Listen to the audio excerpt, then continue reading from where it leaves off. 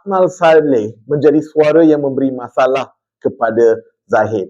Sepanjang tahun, Akmal sentiasa menjadikan dirinya famous di TikTok dan media sosial secara umum.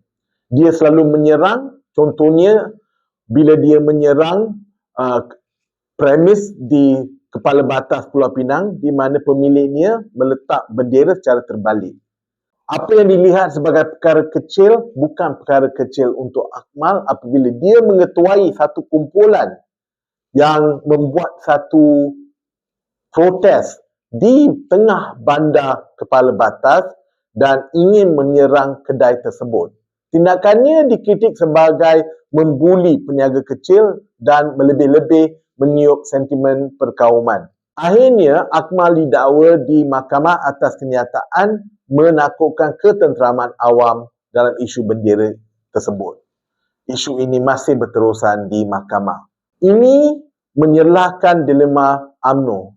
Di satu sudut, cuba memikat semula pengundi Melayu, konservatif dengan kelantangan mereka-mereka seperti Akmal. Tetapi di sudut lain, berisiko menjauhkan lagi sokongan kaum lain.